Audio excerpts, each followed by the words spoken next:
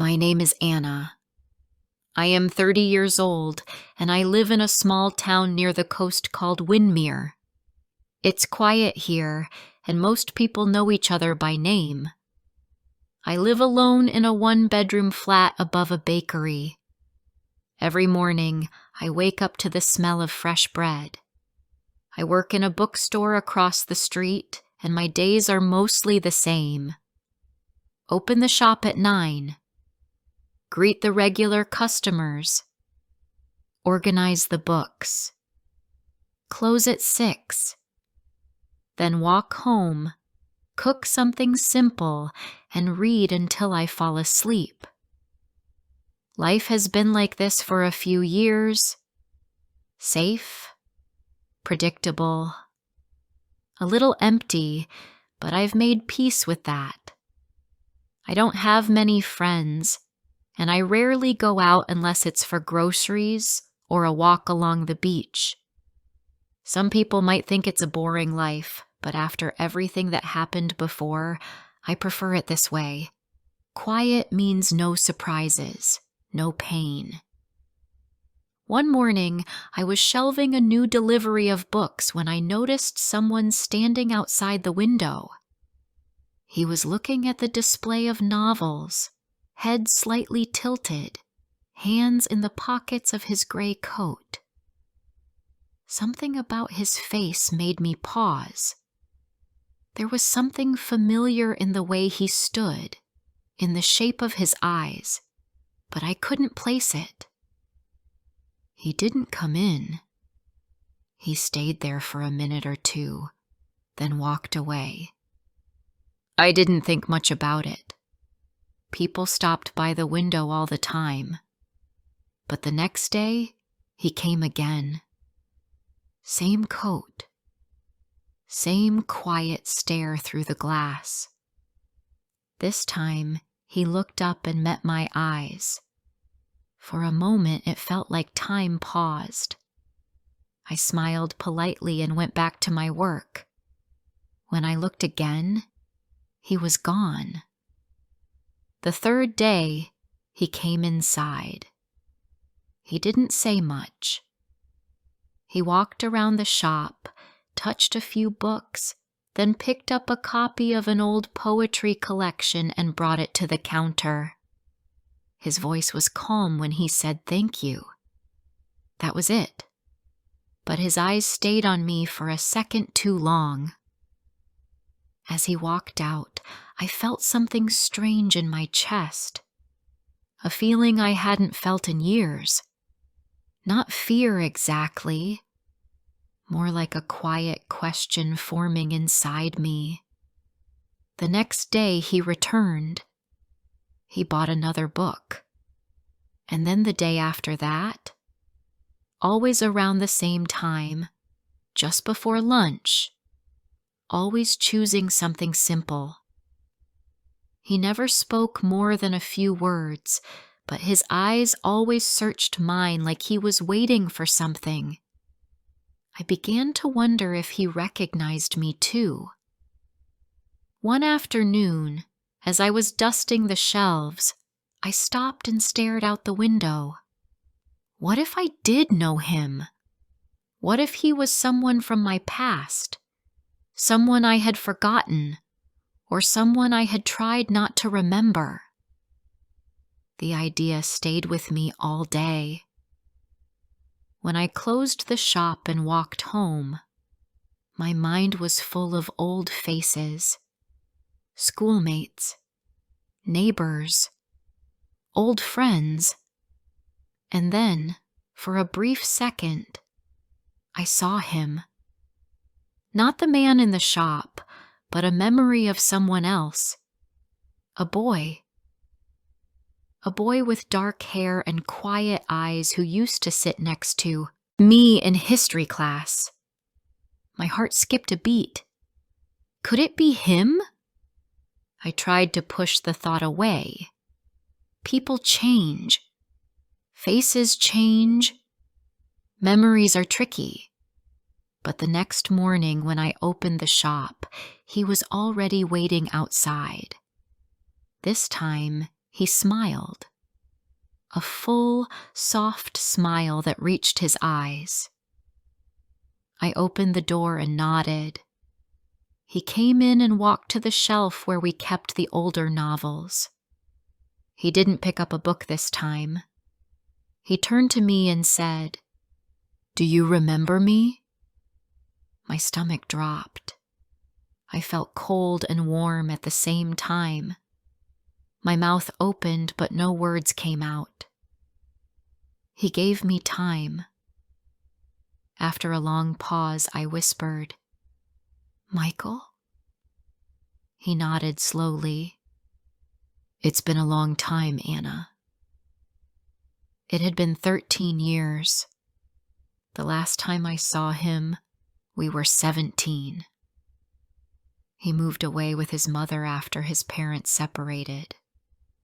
I remembered the day he left. He didn't say goodbye. I waited at the bus stop that morning, hoping he would come. He never did. I didn't cry, but I carried that silence for years. We sat in the corner of the shop, away from the window. I made tea from the small kettle we kept near the register. He looked older, of course, but his voice hadn't changed much. Still calm, still careful. He told me he had moved back to Windermere 6 weeks ago. He was working remotely now, something with software and design. His mother had passed away 2 years earlier. His father had moved to Spain. He came back to feel closer to where he once felt like himself. I listened. I didn't know what to say. Part of me felt joy, pure and bright. But another part felt unsure. Why now? Why come into the bookstore every day without saying anything until now? I asked him this, and he looked down at his hands. "I wasn't sure you'd want to see me. I left badly. I didn't say goodbye. I've regretted that for years." I stared at him. "You were my best friend. You just disappeared." "I know," he said softly. "I was scared. Everything was changing. My mother was sad all the time. I didn't know how to face it. And you, I was afraid saying goodbye would hurt more." There was silence between us. Not a cold one, a thoughtful one. He looked at the shelves behind me and smiled. "You always loved books. I'm glad you still do." That made me smile. A small one. The kind that comes slowly. He came back the next day, and the day after that. But now we talked. Sometimes just a few minutes. Sometimes more. He asked about my life, my work, my mother. I told him the truth. I told him I stopped expecting people to stay. That after he left, I never really let anyone in again. He listened without interrupting. His presence felt calm, like a steady rhythm. One rainy afternoon, I found him waiting outside with an umbrella. He opened it over me without asking and walked me across the street. We didn't say much, but the silence was different now. Comfortable. We started having lunch together once a week. Just simple meals in the bakery downstairs. We talked about old memories, about books, about music we used to love. It was like brushing dust off something precious I forgot I had. One day, he brought me a copy of a novel we both read in school. There was a note inside. in case you ever wonder what this place means to me. But I still wasn't sure. Was he here just to reconnect? Was this friendship? Was there something more? I didn't know how to ask, and I didn't want to ruin the quiet comfort we had found again. Then one day, he didn't come. Not in the morning, not at lunch, not in the evening. I tried not to let it bother me. Maybe he was busy. But when he didn't come the next day, my chest felt tight. On the third day, I walked to the cafe he sometimes worked from. He wasn't there. I walked home in the rain, my coat too thin for the weather, and my thoughts too loud to ignore. He came back on the fourth day. I was in the shop, pretending to read. He opened the door slowly and walked in, holding something in his hand. It was the same poetry book he had bought the first day. Inside was a small photo. It was of us, from school. I didn't even remember it being taken. "I found this in my things," he said. It reminded me of why I came back. I looked at him, and for the first time, I said what I was afraid to say. "Why did you come back, Michael?" He didn't look away. "To see if it was still possible, if we could find each other again, in a new way."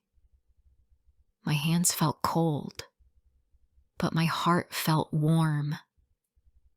And that's when I realized maybe people do return. Maybe not everyone leaves forever. Before I share the rest of my story, could you please tell me where you're from? It gives me strength to know there's someone out there who listens to me, who understands me. It means a lot to me. After that day in the bookshop, everything felt different. Michael came back almost every day. Sometimes he stayed for a short time. Other days, he stayed longer and helped me restock the shelves or move heavy boxes. It felt easy, almost natural. I had not felt this kind of connection in years. A part of me was still unsure, but I also started to enjoy his company. We began talking more, not just about books, but about life. I told him about Windermere and how quiet it had become. I told him about my routines, about how I spent most of my time alone. He listened. He didn't interrupt or try to fix things. He simply nodded and looked at me like I mattered. He talked about his job and his time living in London. He said city life had been fast and lonely. He said Windermere helped him breathe again. It was peaceful, and he liked the slower rhythm. I understood what he meant. I had always needed calm. It felt safe. One day after closing, he offered to walk me home. I said yes, even though I usually preferred walking alone. We didn't talk much during that walk. We listened to the sounds of the street and the distant waves. It felt quiet but warm. When we reached my door, he smiled and said, "Thanks for today." Then he left. That evening, I thought about how easy it felt to be near him. I didn't need to try. I didn't need to explain myself. I felt seen, maybe for the first time in a long time. But I also felt nervous. It was hard to let my guard down. I had been alone for so long. The next week, he invited me to a small cafe near the beach. We had lunch outside. The weather was cool, and the sky was light gray. He asked me about school, about things I used to love. I told him I used to draw, but I stopped years ago. He asked why. I said I didn't know. Maybe life got in the way. He looked at me and said, "You should start again." I smiled, but I didn't answer. That idea stayed with me all night. I found my old sketchbook under my bed. Most pages were empty, but a few had old drawings. I flipped through them slowly. I had forgotten how much I missed it. We continued meeting. Sometimes he brought coffee to the bookshop. Other times we walked along the beach. We talked about music, food, childhood memories. He asked me about my mother, and I told him she was doing better. I told him she still asked about him, even after all these years. One evening, he brought me a book. It was a story we used to love in school. Inside the front cover, he wrote, "For Anna, to remember where we started." My hands felt warm holding it. I didn't know what to say. I thanked him. That night I held the book to my chest before going to sleep. But even with all this, I still felt a little afraid. I didn't know where this was going. Was he just being kind? Did he want something more? I told myself to stay calm. I didn't want to expect too much. Then something happened that changed everything. It was a quiet Friday morning. I was opening the shop, placing new books on the table near the window. The door opened. I looked up and froze. A woman walked in. She was around my age, dressed well, with short brown hair and a confident smile. She looked around the shop, then walked up to me. "Hi," she said. "You must be Anna." I nodded, unsure of what to say. "I'm Emma," she said. "I'm a friend of Michael's." I smiled politely, but my heart was racing. "Oh," I said. "Nice to meet you." "I was in town," she said, "and he told me about this shop. Said I should visit." I nodded again, not trusting my voice. She didn't stay long. She looked around for a few minutes and bought a travel book. Then she said goodbye and walked out. I stood still for a while, holding the book she had touched. Something didn't feel right. That evening, Michael came by as usual. I didn't mention Emma. I wanted to, but I didn't know how. I told myself it was nothing, but inside, my thoughts were loud and confusing. The next day, he didn't come. I waited and waited, but he never arrived. My heart felt heavy. I told myself he was busy, but when he didn't come the next day either, I felt something colder. It was the same feeling I had felt years ago when people left without warning. I tried to stay calm. I focused on my work. I told myself not to care, but I couldn't help it. I kept thinking about that woman, about what she meant to him. Were they close? Was she more than a friend? On the fourth day, I saw him through the window. He was standing across the street. I opened the door, and he walked in slowly. He looked tired. "Hi," he said. "Can we talk?" I nodded and led him to the back of the shop, where it was quiet. "I'm sorry I disappeared," he said. "I didn't mean to worry you." I looked at him but said nothing. "I needed time to think," he added. I crossed my arms and waited. "I saw Emma," I said finally. "She came here." He nodded. "I know. She told me." "Who is she?" I asked. "We were together once," he said. "A long time ago. It didn't work out. We stayed friends. That's all." I watched his face.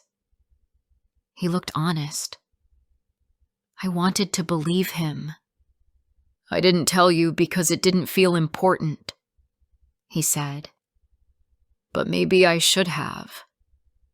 I took a deep breath. I need to know you're not Going to leave again. He stepped closer. I'm not leaving. We stood there for a long moment. Then I said, "Okay." After that, something between us felt stronger, more open. We talked more honestly. We didn't pretend everything was perfect. He told me about his mistakes. I told him about my fears. We learned how to sit with each other in silence and still feel connected. One Saturday, he invited me to meet his sister. We had lunch together in a small restaurant by the river. She was kind and warm. She smiled at me and said, "He talks about you all the time." Later I asked him, "What do you tell people about me?" He smiled. "I tell them you make the world feel quieter. In a good way." That made me laugh. "That's a strange thing to say." "Maybe," he said. "But it's true." Another evening, we sat on a bench near the water. I looked at him and said, "I used to think it was better not to feel anything. It felt safer." He didn't speak, just waited. But now, I think I don't want to go back to that. I want to feel something again. He reached for my hand. You don't have to go back. Not if you don't want to. I looked at the sea and nodded. The wind was soft and the stars were starting to appear. For the first time in years, I felt like I wasn't waiting for something to go wrong. I was simply there, with him. And that was enough. Things between Michael and me slowly became more real. It wasn't just talking in the shop or walking by the sea. We started sharing more parts of our lives. He helped me paint my kitchen one weekend. I helped him move furniture into his new flat. These small moments felt simple, but they meant everything to me. One day, we went to a small market outside town. We bought fresh bread, fruit, and flowers. I remember thinking that it all felt so normal. But for me, normal was new. I hadn't shared days like that with anyone in years. He reached for my hand as we walked. I didn't pull away. I held on. In the past, I used to keep a distance. Even when people were kind, I was careful. I didn't want to get too close. But with Michael, it was different. He didn't ask for more than I could give. He didn't try to fix me. He just stayed. He made space for me to breathe, to grow, and to feel safe again. One evening, we went to my mother's house for dinner. She was quiet at first, watching him closely, but after a while, she relaxed. She asked about his work and where he had been all these years. He answered everything with calm and honesty. After he left, she said, "He's kind. I see why you like him." Her words made me smile. I did like him, more than I wanted to admit at first. He made life feel lighter, like I didn't have to carry everything alone anymore. But I was still afraid to use the word love. That word felt too big, too final. A few days later, something unexpected happened. I was cleaning the shop when an old customer came in. She was in her 60s, always friendly. But this time, her smile faded when she looked at me. "Is Michael your boyfriend?" she asked suddenly. I paused. "We're close," I said carefully. "Why?" She looked uncomfortable. "I heard he used to live here years ago, but not everything people say is kind." I felt my stomach turn. "What do you mean?" She looked around, then said, "Some say he left because of trouble. Something about a girl. I don't know the details." I didn't respond. I thanked her for coming and watched her leave. Her words stayed with me for the rest of the day. I didn't know if they were true, but I couldn't ignore them either. That evening, I waited for Michael to come. When he arrived, I offered him tea like usual, but I didn't sit down right away. "Can I ask you something?" I said. He nodded, noticing my tone. "Why did you leave Windermere all those years ago?" I asked. He looked surprised, but not angry. He took a breath before answering. "I left because my parents were falling apart," he said, "and because I felt lost. But yes, there was also someone, a girl I liked." I stayed silent, waiting. "We were close for a while," he continued. "But when I told her I was leaving, she got upset. Her family blamed me. People talked. It became too heavy and I didn't know how to deal with it." "Was it serious?" I asked. He shook his head. "We were young. It didn't last, but I didn't handle it well. I should have been more honest with her. I should have said goodbye properly. To her, to you, to everyone." His voice didn't shake. He wasn't trying to hide anything.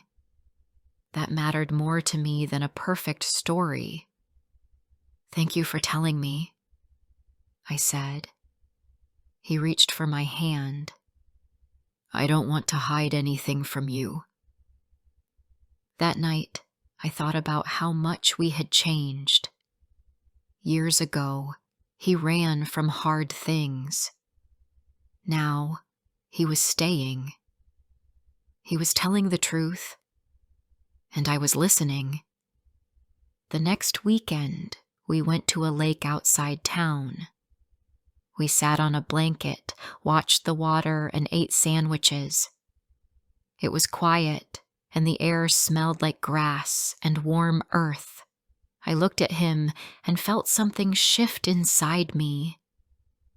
"Michael," I said, "I think I was wrong before about people, about how they always leave." He looked at me gently. I thought it was safer not to care, I said. But now I know. Caring is what makes life feel real. He smiled. You don't have to say anything you're not ready for. I know, I said, but I want to. He waited. I love you, I said, clearly and calmly. His face softened, and he held my hand tighter. I love you too, he said. It didn't feel like a big moment in a movie. It felt quiet and warm, like the end of a long day. It felt right. After that, things didn't become perfect. We still had little fights. We still made mistakes. But now, we worked through them together. We didn't run. We didn't hide. We stayed. Months passed, and Michael became a part of my daily life. He helped at the shop when I needed him. I visited his flat on weekends. We made simple plans and enjoyed small things, a walk, a film, dinner with friends. My mother grew close to him too. One Sunday she told me, "You seem lighter now, like you're finally letting yourself be happy." I nodded. I was. One rainy afternoon, I found an old photo of us from school. We were both smiling, holding books, standing in front of the school library. I showed it to Michael. "You've always been part of my story," I said, "and you've always been part of mine." He replied. Sometimes I still think about the day he walked into the shop, how I didn't recognize him at first, how I felt something without understanding it. That moment changed my life. It opened a door I thought was closed forever.